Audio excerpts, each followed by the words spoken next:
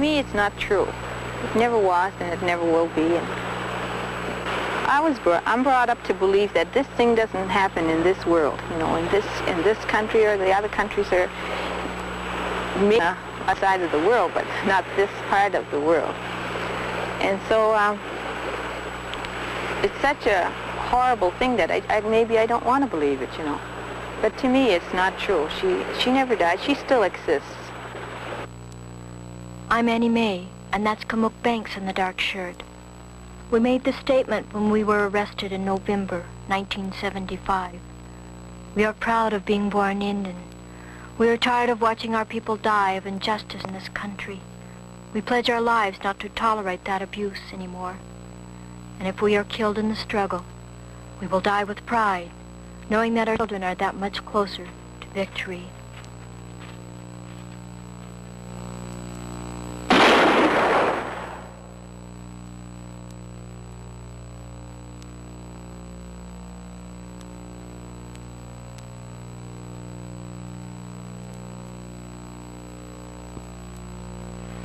Well, it was such a nice day, we decided to come down and check some fence to keep our cattle off from the highway. And I intended on building a fence onto the side of this Badland bank. And I was walking right through here, at which point I stopped.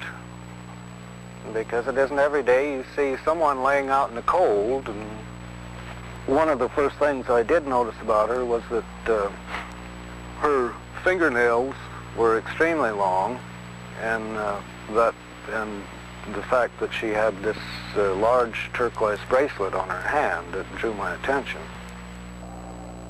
This picture was taken in the mid-50s when I was 10 years old.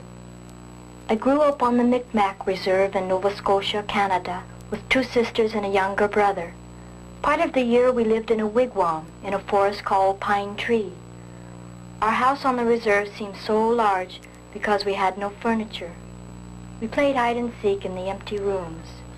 My sisters and I slept upstairs on a pile of blankets. We had no plumbing or electricity. Spring was my favorite time. We picked mayflowers and Mother peddled them into Pictou across the ferry. We swam every day and played games like diving for a stone or raisin. In wintertime, we skated on the river and ice fish were smelt. We carried driftwood home. I remember staying up all night, keeping the fires going, even though I was a kid. And the reserve was on welfare. Most people had only grade 3 or 4 education. But we spoke English besides our Micmac language. When I was about 14, Mother left a note saying she had gone away to get married. So my brother and I went to live with my sister Rebecca and her husband. After a couple years, I went to Maine and worked in the fields harvesting potatoes.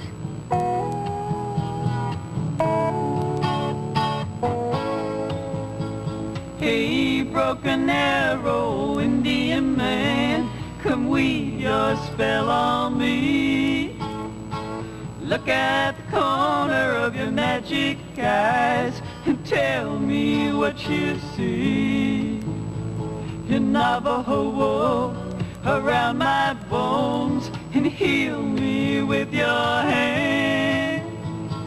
Take me down to Rosarita Beach and bury me in the sand.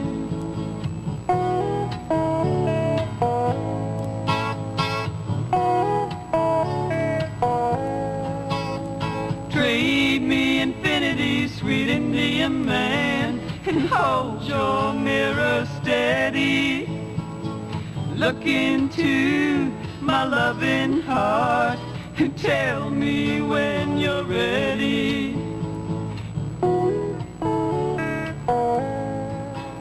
A lot of Indians go to Boston at the end of the harvest. I did too. That was the first city I'd seen. All those people. And the lights. When I saw those lights, I couldn't believe it. Like a million skies at once.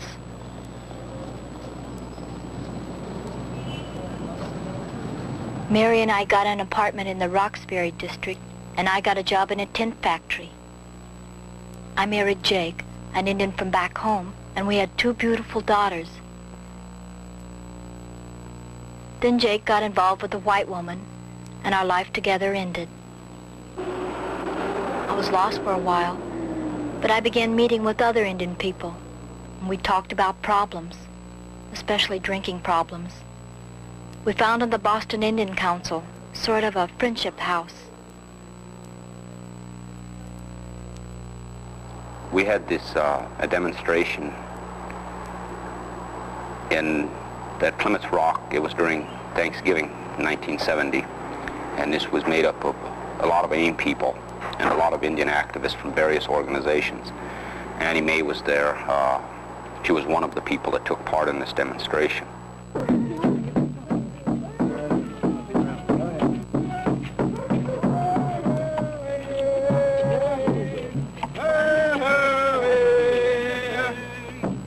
I went with a delegation from Boston Indian Council to Plymouth Rock to take over the replica of the Mayflower and name Thanksgiving a day of mourning for Native Americans. You call this day of a Thanksgiving, and for the original American, it's a day of tears.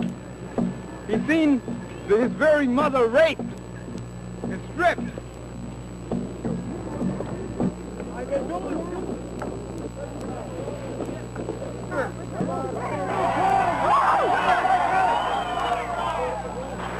She worked for a pre-kindergarten school, pre-primary or whatever they call them in the States.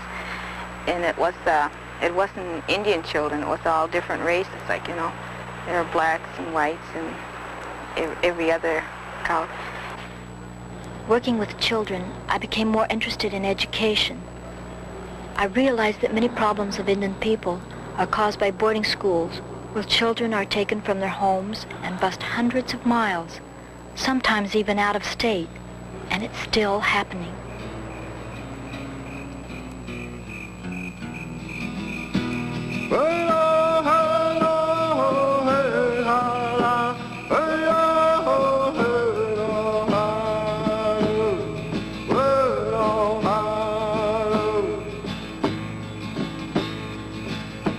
You put me in your boarding school, make me learn your white man rule, be a fool. Oh, oh, oh, oh, oh. Well, oh, oh, oh, hey, la, la. Well, oh, hey, la, la, do. Well, oh,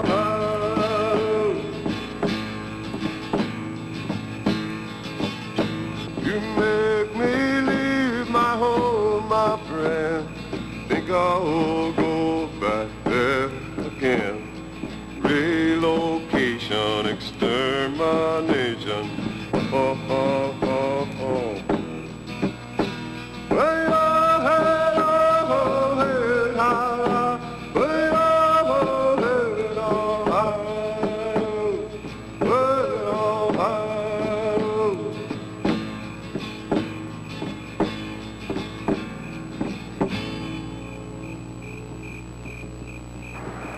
In 1972, the American Indian Movement sponsored the Trail of Broken Treaties, a caravan to Washington, D.C.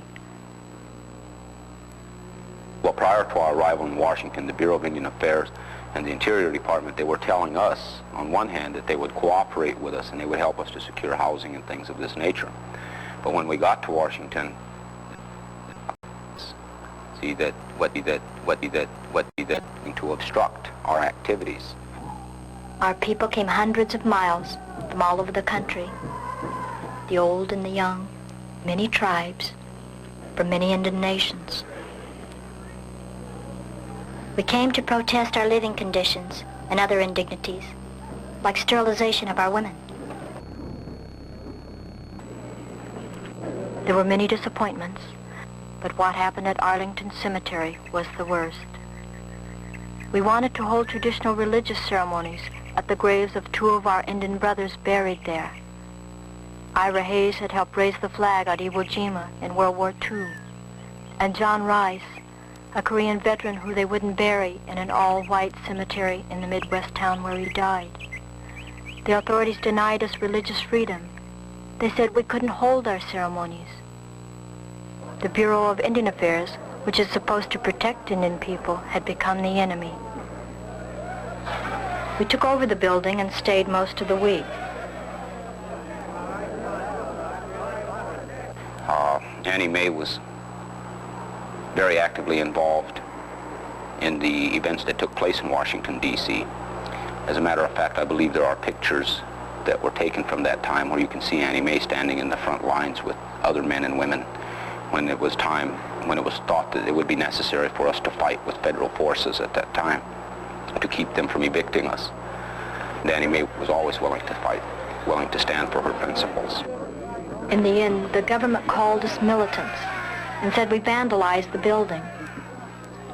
They calculated the damage in dollars and cents, but they couldn't compute the heartbreak and loss of dignity and freedom of Indian peoples. After what happened in Washington, the people, especially the Oglala Sioux in South Dakota, began questioning the government's control of their lives and their land, schools, hospitals, and their support of a tribal government that didn't represent the people. They organized a demonstration with the help of American Indian Movement against the brutal killing of Raymond Yellow Thunder at an American Legion Hall in Nebraska.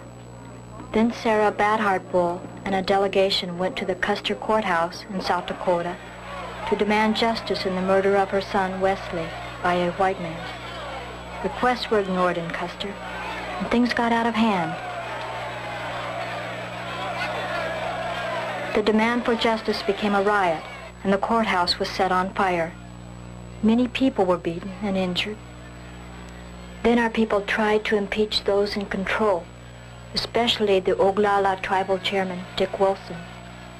The government resisted by openly moving FBI agents and weapons onto the reservation. The people were afraid. Those being impeached controlled their own impeachment trials. So on the night of February 27, 1973, the tribal elders made a decision to recapture Wounded Knee.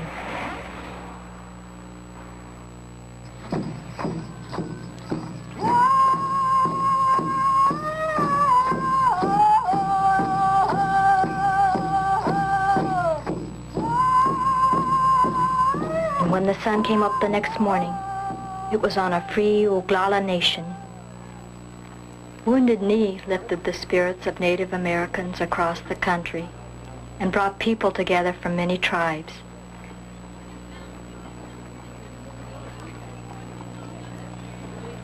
Ceremonies were held to paint the warriors' faces.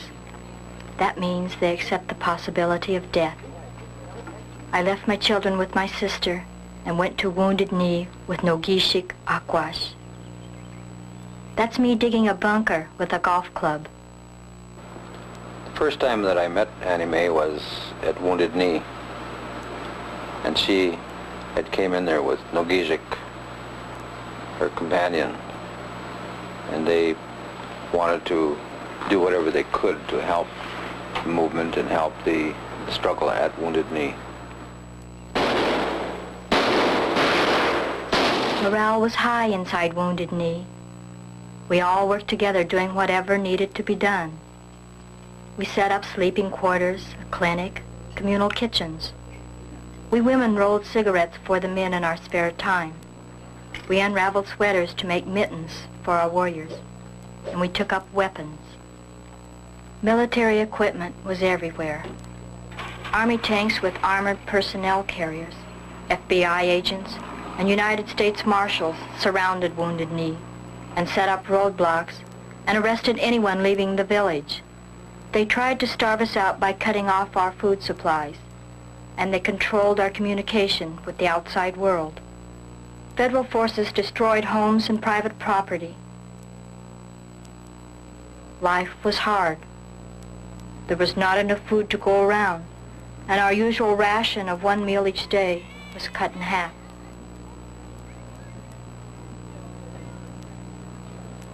But in spite of all of this, life went on.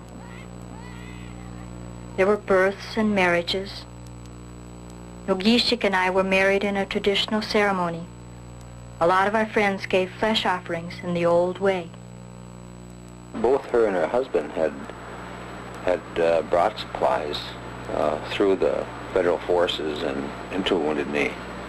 And many times her husband and herself would backpack out and backpack in food and other supplies to us at Wounded Knee. Government forces were equipped for night fighting. They fired flares every 30 seconds. We would count as we ran, then hit the dirt and crawl so we wouldn't be seen. They burned ground cover to discourage us. Sometimes the patrol came so close, I was sure they could hear us breathe. With all that military hardware, it seemed like they were attacking a foreign country.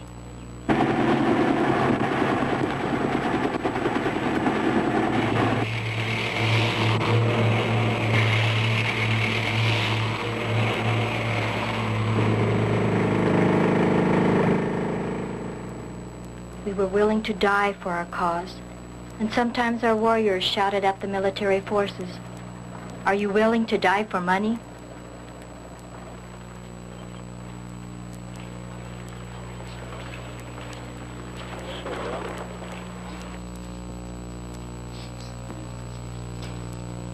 Many of our warriors were wounded.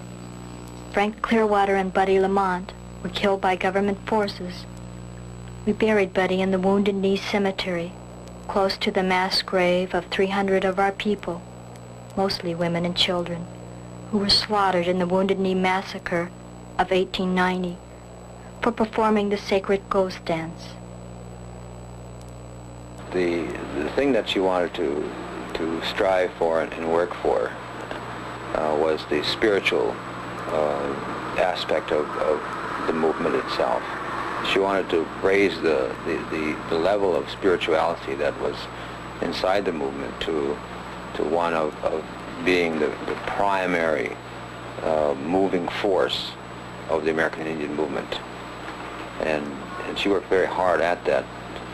And at the end, of course, she saw a process of the American Indian movement going through at Wounded Knee, where spirituality had become the foundation for the movement. Our religions were never respected nor recognized by the white man. They even made laws forbidding our ceremonies.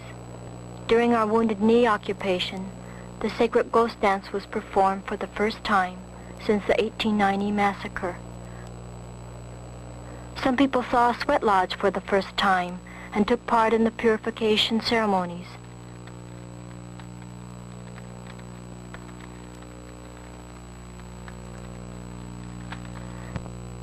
And we had sacred pipe ceremonies where we prayed to the Great Spirit who created all things.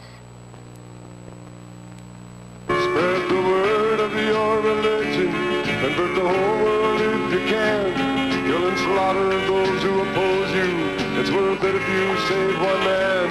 Take the land to build your churches, send to tax the house of God.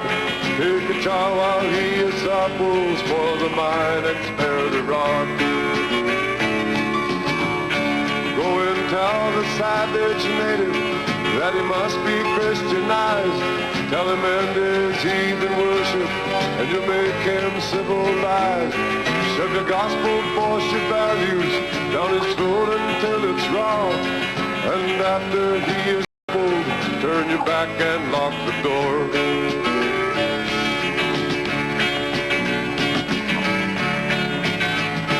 Missionary, missionary, go and leave us all alone.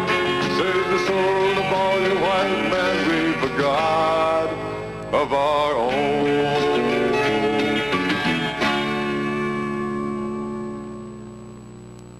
August 27, 1974. Hi.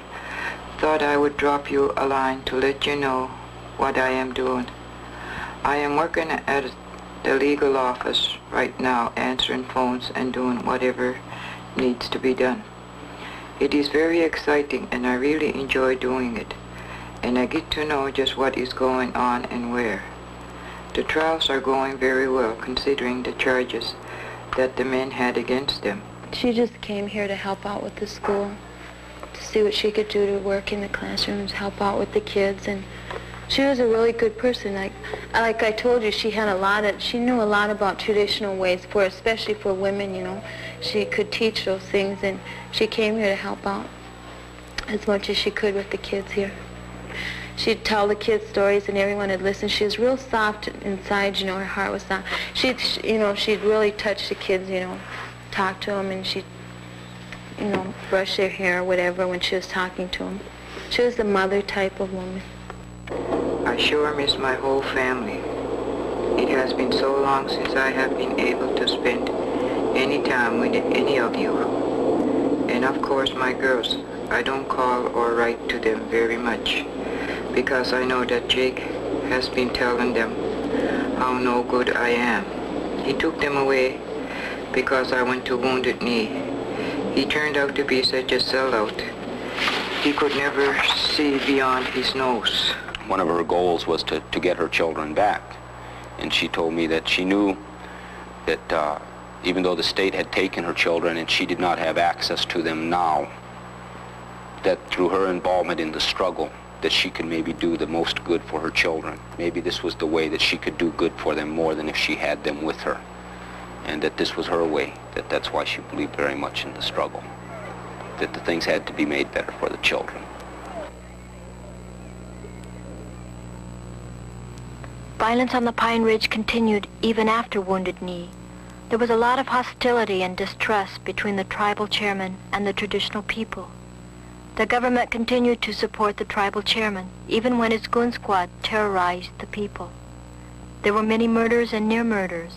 And about noon, my mother invited us all over to her house for dinner. So we went all over there, and there was about 15 people at the house, including children. And a car came to the house, and a police car, a Bureau of Indian Affairs police car, came there with it. And the other car was driven by an off-duty BIA policeman. Well, I had dinner cooked and a pot of soup on. I was baking bread, and I had one pan in, and I had my other bread over here, and I turned around to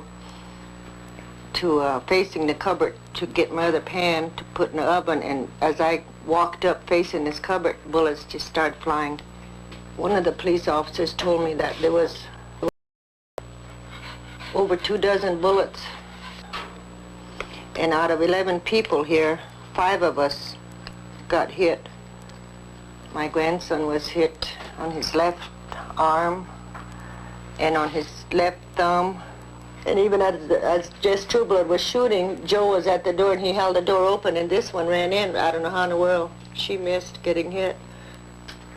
Even the FBI couldn't understand how I ran through this living room door and just got hit once. And at Mom, mine just was like, then we hid behind it. We squatted on the floor. And Deb and John came in there. Ooh, his arm was all bloody, and Dutch was all bloody. Ooh. That day when we were at the hospital, the PHS hospital in Pine Ridge, some more off-duty policemen that worked for Dick Wilson, you know, they ran toward us. And they threatened us, and they said, well, that's what you AIM son of a bitches deserve, And there was a 3-year-old little boy laying there half-assed bleeding to death, And for 2 or 3 months after that, we had to sleep on the floor. I was so scared, and the kids were too. We put the mattresses on the floor at night. I was just so scared.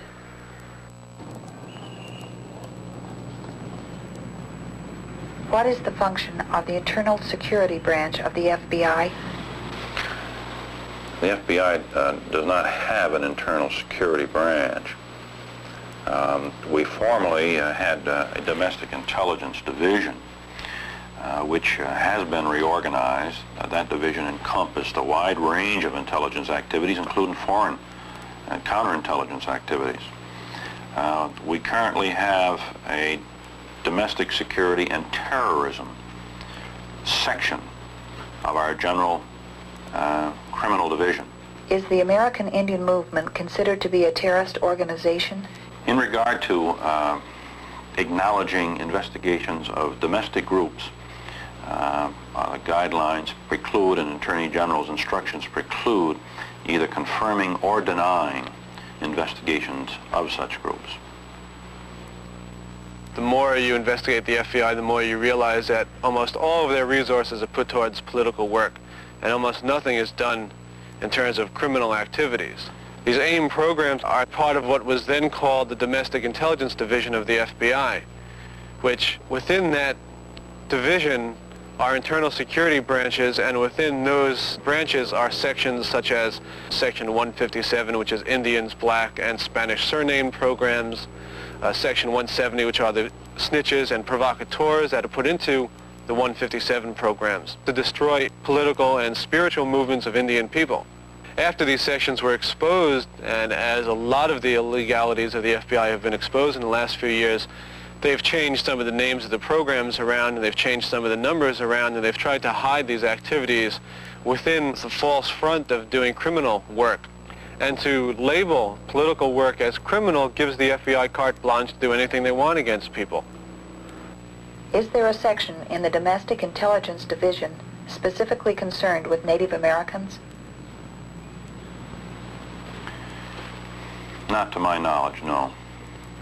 What is the FBI's function on the Pine Ridge? The FBI does not have a law enforcement function insofar as patrol or what you would normally associate with local police. Our function is the same as would occur in a major city or a small town in the United States. We are pretty much after-the-fact investigators. Worst outbreak of violence in reservation since the 71-day siege at Wounded 2 years ago. Yesterday's incident took place some 10 miles away, south of approached a house just before noon with the intention of serving arrest warrants for assault. Suddenly, gunfire burst out of the house and nearby bunkers, apparently automatic weapons. 2 agents were killed, identified as Jack Kohler, 28, of Colorado Springs, and Ronald Williams, also 28, of Glendale, California. Police sources said the agents may have survived the initial gunfire, only to be executed later. Police and FBI agents sealed off the area. Throughout the day, special assault squads of FBI men were flown in to assist in the effort to take the house and the unknown number of Indians inside. Then last night there was another heavy exchange of fire. 1 Indian was shot dead. The rest of the Indians escaped. It was at this point that the bodies of the 2 agents were recovered. This morning, hundreds of FBI agents and state and local police have begun the search for the killers. I wasn't in Oglala the day of the firefight, but it happened on the Jumping Bull property, where an encampment of Indian men and women were living in the traditional way. The 2 FBI agents, who were serving a warrant for stealing a pair of cowboy boots, came in shooting. Cecilia Jumping Bull was in town. When she returned home, her place was swarming with FBI's and marshals. Machine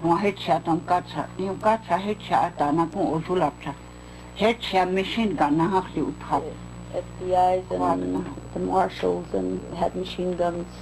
Their house was all shut up and had bullet holes in it. She asked him what happened in here. He said, "Don't you know what happened here? They killed 2 of our FBI's here." And he just hollered at her. Don't bother me. She asked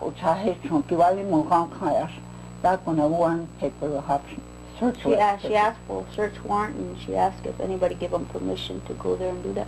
They don't have anything. They said they don't have to have warrant, papers or anything like that. Could do what they want.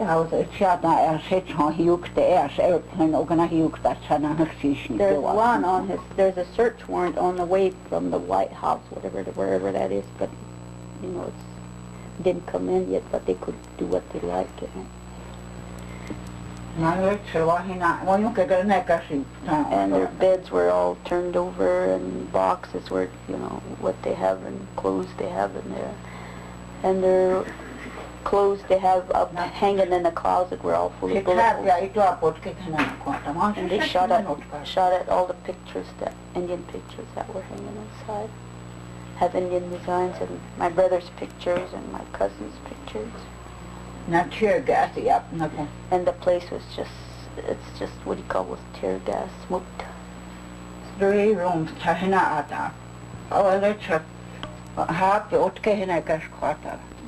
They just ruined her place, and everything was all shut up, even her washing machine and everything. She was asking them, but that's when she said she wanted to get after her, and they told her to stay out of the way, and they told her to get the hell out of there. And so she's asked them why they're doing that, you know, but they wouldn't tell her.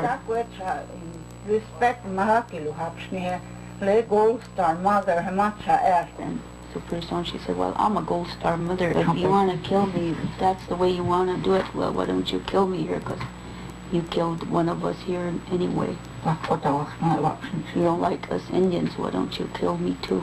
This is my home, you ruined it anyway. And I'm willing to die. On June 26, 1975, 3 people were killed. Joe Stuntz, an Indian man, was shot between the eyes by the government forces, and 2 FBI agents, Kohler and Williams, were killed the same day. Kohler and Williams were 2 John Wayne type of agents who went barreling into a section of the reservation that they had had under surveillance, which they knew wouldn't particularly be hospitable to invading white law enforcement personnel who were fully armed and there to do them a great deal of harm. They came in shooting. There are stories that they were chasing what they believed to be some kind of fugitive in a van. And when they rolled through this Indian community shooting and blasting the place up, the people in the community believed that they were under attack, and they returned the fire. Now, when Kohler was killed, he was carrying a number of maps and sort of counterinsurgency materials that the Bureau had provided him with. They included one set of maps which had that particular portion of the reservation marked off and mapped out by building, having a number for each home and residence on that section of the reservation, keyed to a list of which families owned or lived in each one of those buildings. Another larger map, Bureau of Indian Affairs map of the reservation that Kohler had, very interestingly had misinformation on it, which the Bureau must have provided Agent Kohler. He had 2 sections of the reservation, Evergreen Housing and the Jumping Bull residence, circled. These are areas that AIM and the traditional people have a great deal of self-determination. And the part of the map that was circled at Jumping Bulls, he had the words bunkers and I believe trenches written, as well as the name of one of the AIM people who lived in the area. This was the kind of information that the press also put out, that there were bunkers and trenches and what have you, and it was a military type operation by the Indians used for an ambush, when in fact no such things ever existed. It was brought out at trial that these were root cellars and things of that nature, but just the idea that the agents would have totally wrong information which would make them feel that their safety was in jeopardy, would cause them to be trigger happy, would cause them to go into a portion of the reservation shooting, overcompensating for their fear, and in fact causing their own deaths by being so cautious and overcautious as starting the firefight. In August of '75, not long after I moved down here, the FBI came here. They had told other people that they really wanted to find Annie Mae Aquash, that they knew she had information about the June 26th incident. Why they thought that, nobody knew. She wasn't even in Oglala on June the 26th. So when she saw them pull in, she was afraid they would just come barging into the house, because that was the way they acted around here. So she crawled up. There's a tiny area, crawl space, between the ceiling and the roof. And she crawled up inside there. It was really hot, and even hotter up there. So she came down and two friends of ours went out and got a car, and they drove right up here in front of the house. And the one on the, not the driver's side, but the other side, jumped out. She jumped in the middle. He jumped in, they slammed the door and just drove right out through the FBI agents. And they never knew that they just missed seeing her.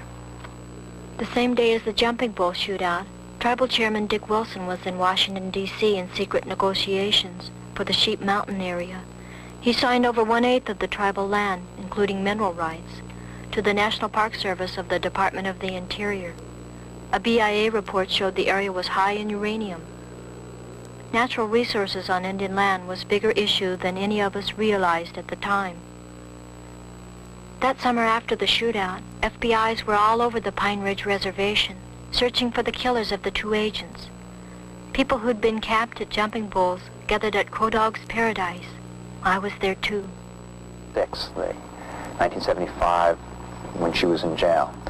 She'd been arrested the day before on what I would categorize as a military-type raid on the Rosebud Reservation, particularly the area known as Crow Dog's Paradise and the running property. The FBI came in with about 100 men dressed in combat gear with automatic weapons, being covered, protected from the air by 4 Army attack helicopters with heavy automatic weapons mounted on them, and using the pretext of arrest warrants for a relatively minor incident, staged this raid on these properties. United States Marshal FBI, everybody freeze. There's Crow Dog in here. So I said, I have a switch. When I turned that switch on, the whole yard lights all over my place is all lit. So to turn that on, I got up and I seen the FBI, United States Marshal, surrounding me inside. He said, empty your pockets. Put your hands on your head and empty your pockets. He said, I was wearing my shorts and I didn't wear no pants. So what did he mean, empty my pockets?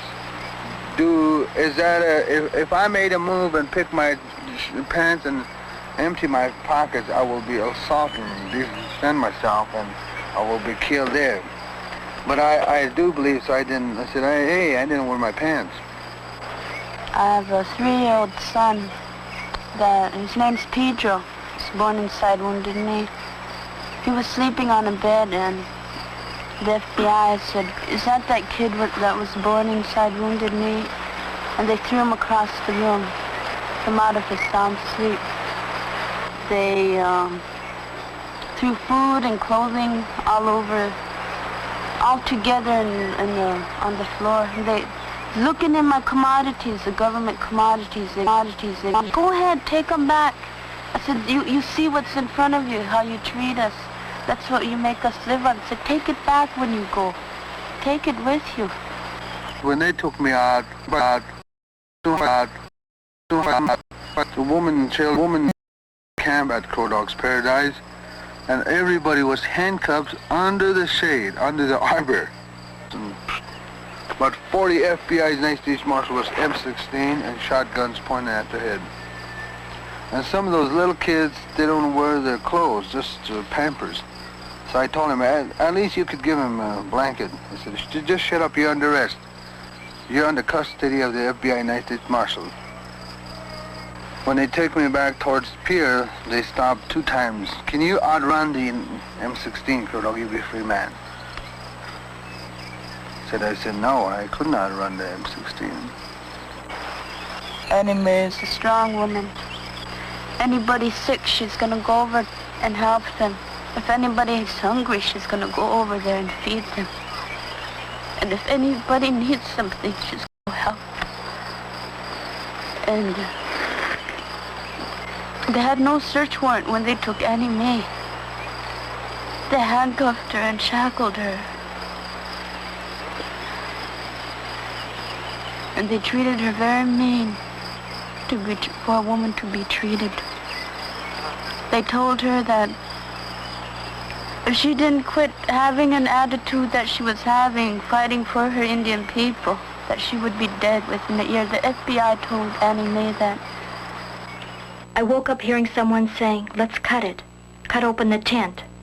And I tried to get out before they cut it. 2 FBI agents handcuffed me and told me to stand with the women. They put me in a car and took me to the federal building in Pier, The agents kept calling me by name, implying that they knew me and had been looking for me for a long time. They threatened me with deportation and said I'd be shipped to Canada that afternoon. They think they can throw everyone in jail, and that will be the end of the problem. But jails aren't a solution to problems. Then they asked me questions about the June 26th incident in Oglala. I told them that I wasn't in Oglala that day. They were trying to find the killers of the FBI's. No one was looking for the killer of Joe Stuntz. But they kept asking the same questions over and over about Dennis Banks, Leonard Peltier, Frank Blackhorse, and Bob Robideau. Finally, I told them, you can either shoot me or throw me in jail. That's what you're going to do with me anyway. And I put my head down on the table and refused to answer anymore. Agent Price told her that he knew that she wasn't present on June 26, 1975, when the 2 FBI agents and Joe Stuntz were killed. But the FBI felt that she had information as to who was responsible and, in fact, what happened. The federal government's persecution against the AIM people has been total. The death of Annie Mae is one example. We look at Leonard Peltier, who was another member of the group, who was serving 2 life sentences in the Marion Federal Prison in Illinois. They say he's there because he murdered FBI agents, but this is not true. This is not so. This is not a fact. It has never been proven in a court of law anywhere that those agents were murdered. Never been proven that they were murdered. Killed, yes, but there's a difference between murdering and killing. Sometimes people must kill in self-defense, but murder is an overt act of aggression when you impose death on someone who was totally innocent, who had nothing to do to warrant their death. Their death is unjust. That's murder. Peltier's co-defendants, Butler, Robideau, and Eagle, they were all charged. They were indicted together as having equally participated in this aiding and abetting. Butler and Robideau were acquitted in Cedar Rapids, Iowa, and Jimmy Eagle had charges dropped on him. And yet Peltier went to prison. So we understand the nature of Peltier's political imprisonment. David Price, Bill Wood, and other agents of the FBI actively created Myrtle Poorbear, first as a witness against Leonard Peltier, who had been accused of the murder of, or the shooting of 2 FBI agents on the Pine Ridge Indian Reservation in July of 1975. They brought Myrtle Poorbear into their office and had her sign a series of affidavits describing in great detail how Myrtle had witnessed the murder of the 2 agents, Mr. Williams and Mr. Kohler. Of course, at this point, the United States Attorney's Office now admits that Myrtle wasn't present, that all of the evidence consisting of many, many witnesses and a huge volume of physical evidence indicate Myrtle was not present, and that the affidavits were completely contrived. Finally, I signed the papers they wanted me to sign. I didn't know what they were about. See, they told me it was to be released from the program. And I found out later on that it was papers they used to extradite Leonard Peltier back from Canada. So I didn't know anything about it till I went to court in Fargo, North Dakota. I didn't even know what those, the affidavits had in them. I didn't even know they were affidavits till I got to Fargo. They held me in motel rooms. I can tell you I've been all over the United States.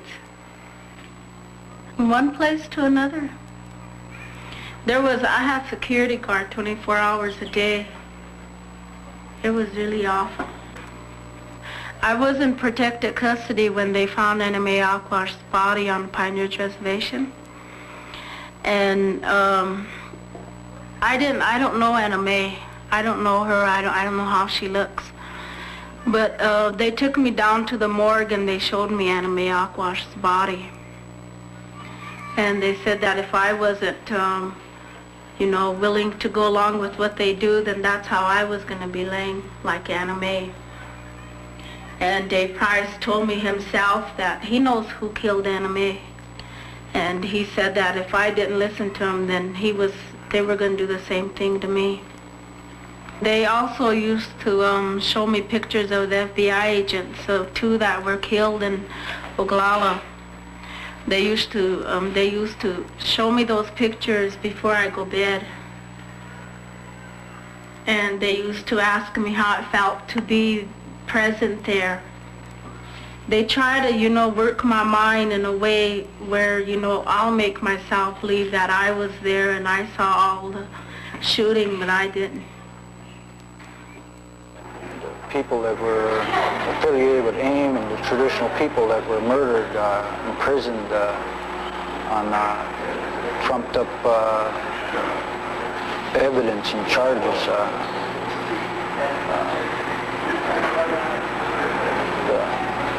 The whole struggle in general proves the fact right there. I'm a political prisoner.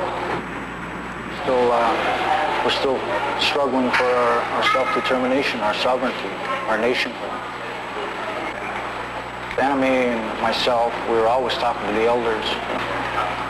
You know, there was one time, I don't know if you want me to tell that. You know, it's our tradition to have dog soup during one of our UEP ceremonies. And we went to a ceremony one time and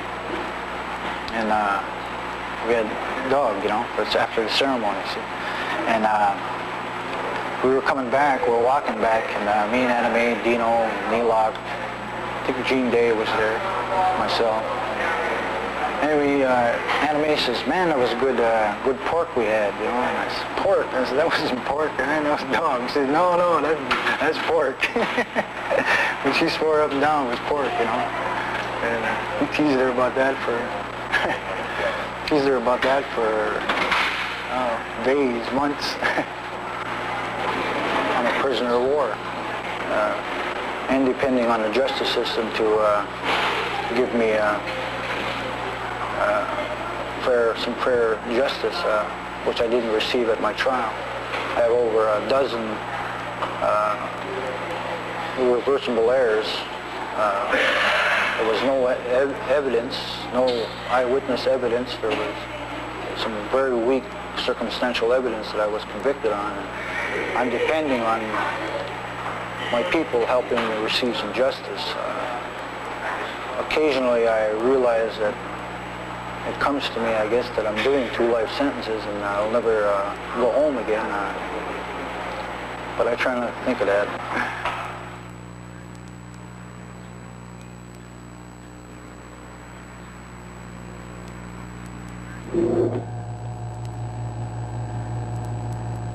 Going back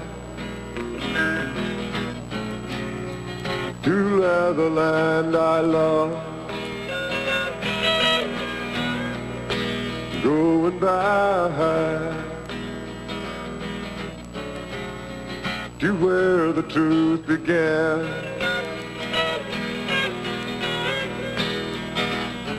Back to the land I left behind. Back to the pride that I must find. Leave me alone. Can't you see I'm going home?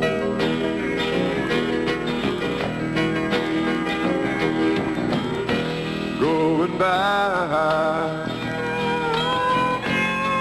And there I'm gonna stay. Going back to try and find the way back to the land I left behind, back to the pride that I must find. Leave me alone. Can't you see I'm going home?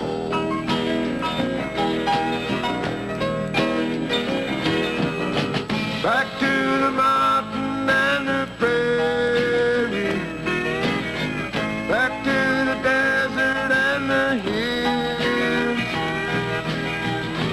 catch up to the buffalo,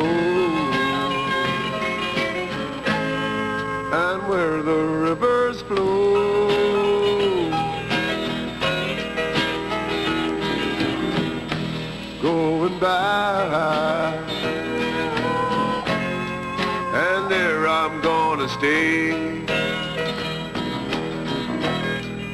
back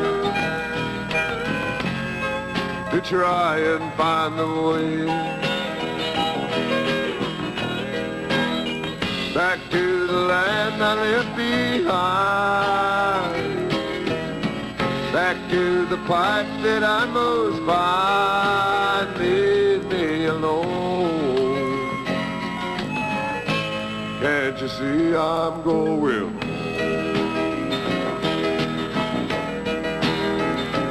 Can't you see I'm going home?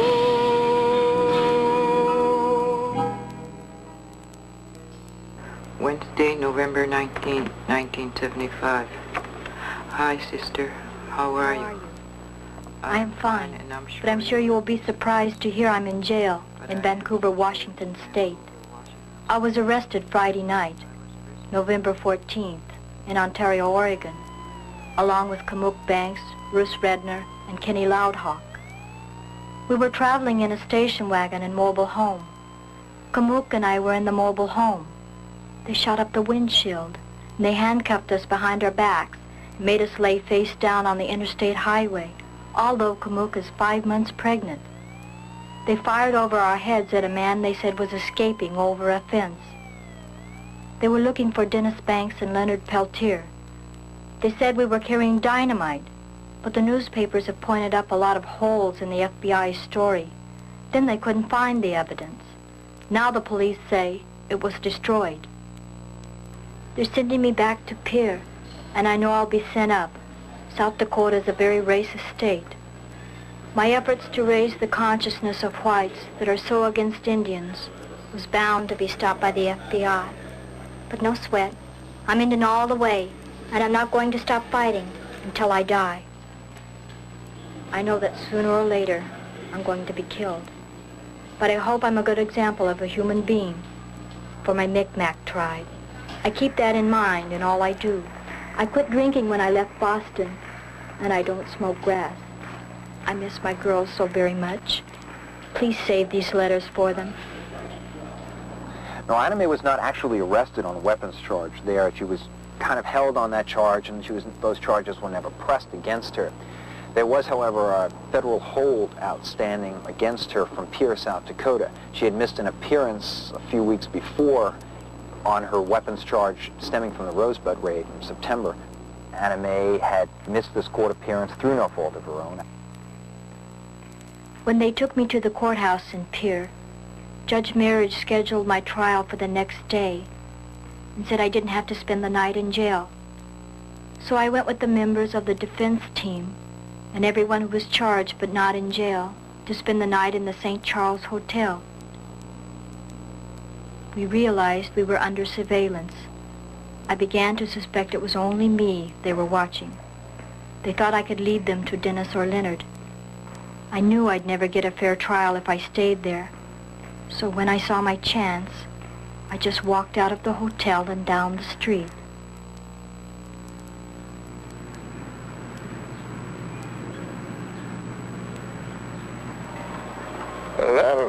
That's a funny word, going underground.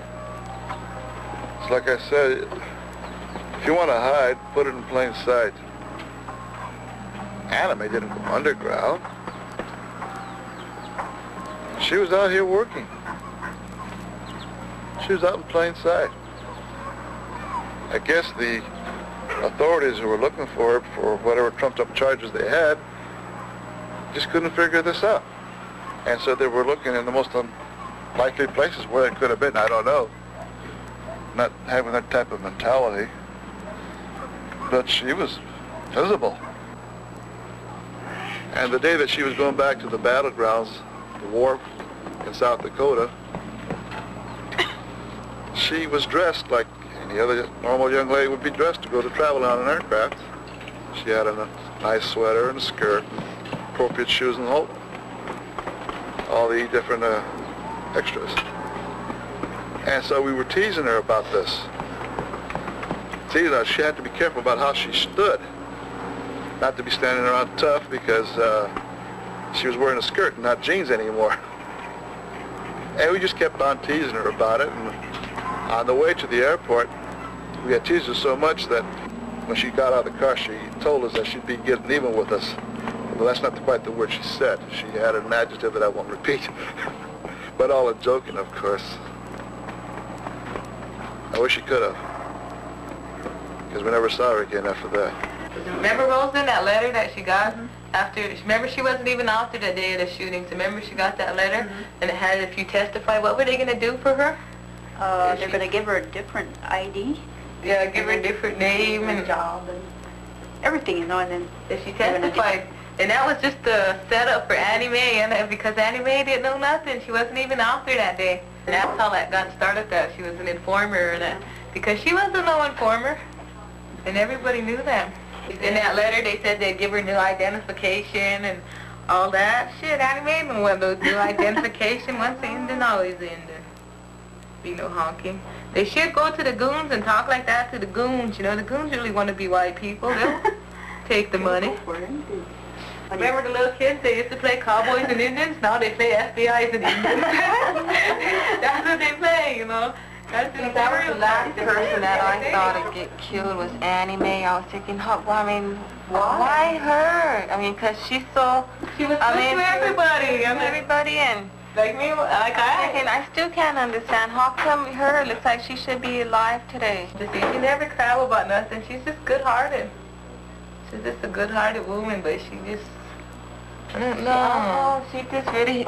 When she was with Nogijik, she really had an unhappy life, and She didn't even show it in her eyes. She loved her kids, but she didn't have her kids. She needed somebody. I mean, I don't know. And Nogijik wasn't it? Nogijik wasn't it. As Monica says, idol Dennis Binks was Annie Mae's idol because it was just in her heart to help people. And they were both working for the same cause, and they both thought alike, because they both helped out a lot on it. And they worked together real good. I think she's so close to Dennis, that's why the FBI's are after her. You know, they're not after anybody else but her, I think. It's hard to answer when the last time I saw Annie Mae, because I see Annie Mae today in every brave woman. And she represented the struggles that have been going on in the Indian community for centuries. I've often felt that women such as these, you know, are the real warriors. There are thousands of Annie Mae's in the movement. To us, every nationality in the world has a land base, no matter what nationality. Ours is our reservations. This is what's left of the whole Western Hemisphere. So now that the United States wants to take away our reservation, we're not going to let them. After 500 years of oppression by the United States government, we started a spiritual walk to show them that spirituality is what this country is all about, what the Indians are all about. And for 500 years now, we've sat back, our ancestors and us, and we've watched the civilized world come over here from every nation and try to show the Indians something better than we already had in the area. All they've shown us is hate, greed, genocide, rape of our Mother Earth, disease, pollution. They have yet to show us spirituality, something the Indian had in the beginning of now, and then as long as we have that, they're not going to destroy us. Yeah, Annie Mae and other people were assigned to work with me with the American Indian movement in Los Angeles. If Annie Mae was an informant, I wouldn't be here, and I could name 20 other people that wouldn't be here if she was an informant. Now, there's no way she could have been, as far as I'm concerned. I have to speak on my personal knowledge and feelings. I knew Annie Mae too well, and she had been involved too much in our group, and I know that she was not an informant. Because if she had been an informant for the FBI, she would have been more valuable to the FBI the last time they took her into custody alive. She would have been more valuable to them then as an informant, because she could have been a witness for them in the courtrooms to tell stories against people. The FBI, on the same day as the second autopsy, issued a press release stating that the FBI denies Aquash was an informant, therefore immediately trying to turn the finger around, instead of pointing at the FBI as being responsible for her death, pointing towards her friends and associates. Was Annie Mae Aquash an informant? I couldn't comment on that. Doug Durham was an FBI informant. He infiltrated the American Indian movement. He became close with our leaders. He always wanted to use force and violence when he worked with us in the West Coast office. When the Senate subcommittee investigated revolutionary activities in the U.S., Doug Durham was the only witness allowed to testify about the American Indian movement. No real members were allowed to speak. The committee concluded that the American Indian movement was a revolutionary organization. Does the FBI use paid informants in connection with the American Indian movement? I couldn't comment on that.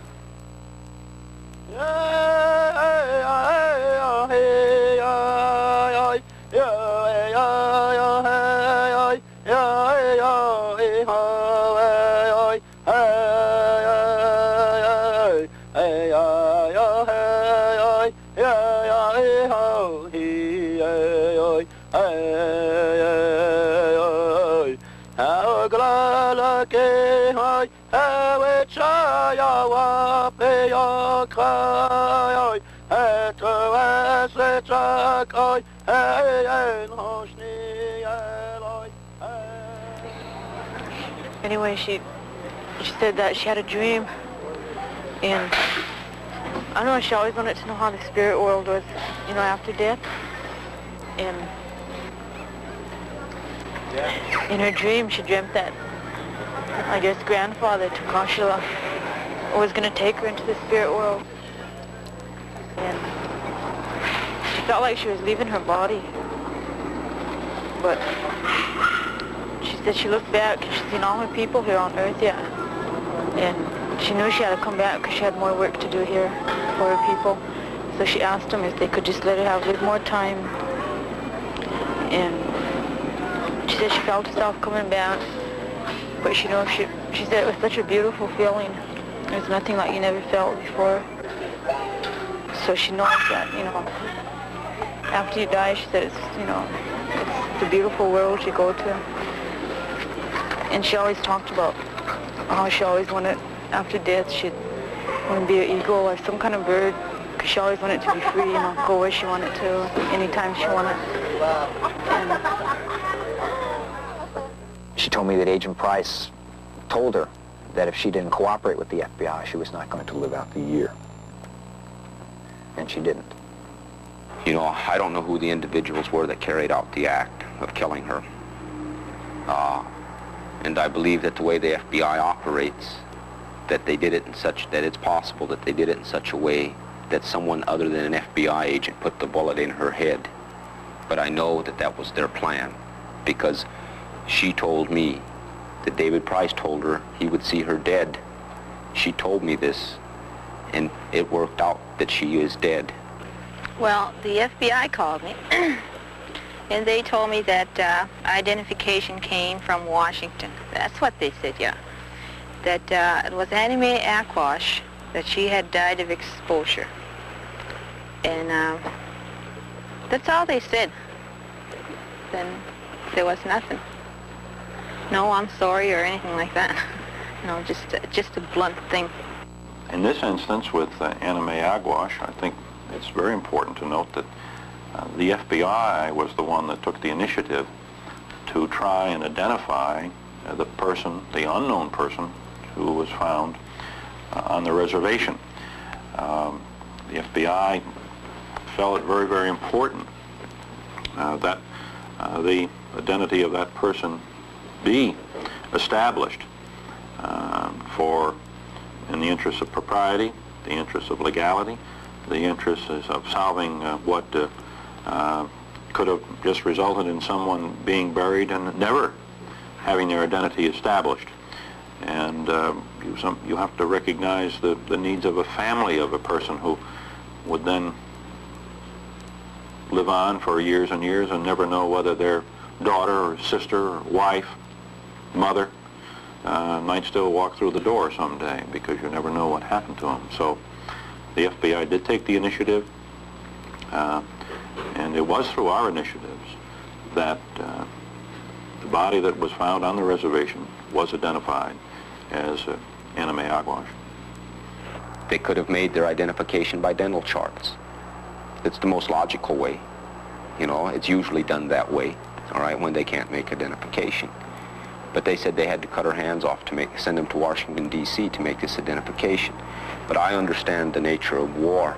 In the act of war, it is known, it's very common that the enemies mutilate the bodies of the dead. The only way a fingerprint today can be identified is to manually compare it with somebody else's fingerprint. That is, there must be a list of persons whose fingerprint this probably is. Somebody had to originate a list that the FBI office in Washington was asked to compare it with. And in all probability, they were told, compare this with Annie Mae AIM. We have other direct evidence that indicates that that's in fact what happened. That is to say, the hands were sent along with a note saying it's probably Annie Mae AIM. The fingerprints were, the fingertips were severed from the hands in order to do certain sophisticated tests so that the identity of the person could be established. Someone who is living, the obtaining of fingerprints is very easy. Depending upon the length of time that a body has had an opportunity to decompose, it becomes, the longer that period is, the more difficult it becomes to establish the identity through fingerprints. This is the dead room in the latent fingerprint section of the FBI, and in this particular room we handle the fingers of deceased individuals which have been submitted to us from law enforcement agencies throughout the country. If it's possible to work with the hands without cutting the fingers, severing the fingers, then we do that. But in some cases we have to cut the fingers off and work with them on an individual basis. Our primary function is to obtain impressions from each of the fingers that we have. If we receive them today, if we're able to obtain prints, then we would send the hands back to the contributor tomorrow. We have no further need for them. The contributor might have an urgency for getting them back with the other parts of the body so that it can be buried. It was a mutilation of her body after she had been killed as a physical act of war. That's what it was. Because her hands had been sent to Washington, D.C., and yet when her hands were sent back after the identification had been made, Bill Wood, the man, he had her hands in a package and he just casually tossed them to Bruce Ellison, our lawyer, and said, "Here, you want Annie Mae's hands?" And he just threw the box. And I understand an act of arrogance and an act of racism when it takes place. The FBI said that they didn't have anyone present at the first autopsy. Norman Zagrossi said that, who was the assistant special agent in charge of the Rapid City office and indeed all FBI agents in South Dakota, said that there was no FBI agent present because they didn't know who she was, even though she was a fugitive at that time, and they had no reason to suspect foul play, so why would there be an FBI agent present? So the question is, why indeed? Well, there was always the thought that there may have been some foul play, or there may have been some other reason for her death.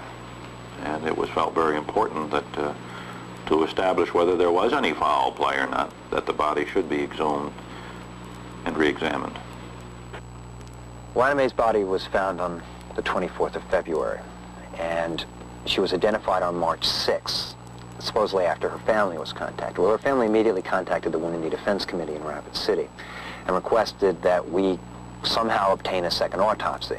They, along with other people who knew Annie Mae, couldn't believe that she had died of exposure, as the FBI was claiming. She lived outside. She grew up outside. She was not going to die of exposure, particularly when the weather here was relatively mild at that time. I went to the FBI office the following Monday, I think it was the 8th, and told the FBI that we were going to have a second autopsy. We were going to have the body exhumed, have an autopsy conducted, and we were going to conduct a full investigation to find out who killed Annie Mae AIM, and so that these matters would be brought to light. The FBI immediately went to the U.S. Attorney's Office and had them request an exhumation of the body, got a court order to that effect from Judge Bogue, and an autopsy was scheduled for the 10th of March. I went to the FBI and informed them that we wanted to have our own pathologist present and secured Dr. Gary Peterson. The FBI initiated the proceedings on March 3rd of 1976. A federal district judge in Rapid City issued the order on March 9th for the body to be exhumed, and an autopsy was performed on March 11th of 1976. When Annie Mae AIM's body was discovered by rancher Roger Amiot, not only was she wrapped in a blanket, but that she had various jewelry on her, wristlets and rings on her fingers. And these were items that Annie Mae always wore. In fact, she kind of was known by always wearing a lot of rings, and particularly these bracelets. During the autopsy, second autopsy, I asked Agent Price for these objects so that they could be buried with her. And he's denied, in fact, that any such objects existed.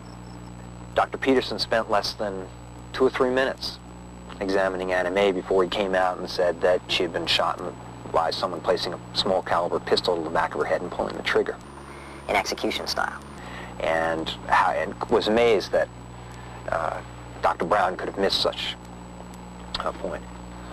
There was an entrance wound at the back of the head, to the right side of the midline in this area behind my head. And the entrance area was clearly an entrance wound. The area where the bullet had lodged had not broken the skin, so there was just an area of discoloration and an area of firmness under the skin at that point, but there was nothing really to indicate that it was a gunshot wound. But the entrance wound was clearly an entrance wound. There were also people in the hospital who approached us and said that when Annie Mae was brought in, people there felt that she had been shot, because when her body was being moved, blood started coming out of the back of her head, coming out of a hole in the back of her head. How Dr. Brown missed this is another question.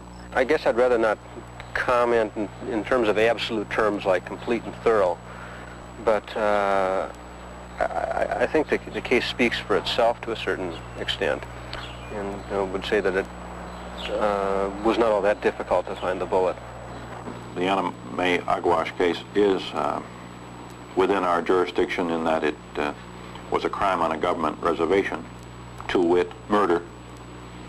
And it is still a pending investigation, and we are attempting to solve it as a murder case and develop the facts so that those who did the killing can be brought to justice. The whole thing to me is foolish anyway, to start off with, you know. Like, the investigations are done by the FBI, you know, and they're the ones involved, you know. What can I say, you know? You're investigating yourselves, you know. The probability is that Price and Wood and other members of the FBI did not want an investigation that would lead directly into the arms of people with whom they were working on a regular basis to suppress the American Indian movement politically. The people from this area wanted to bury her in the traditional way, and they wanted her body intact.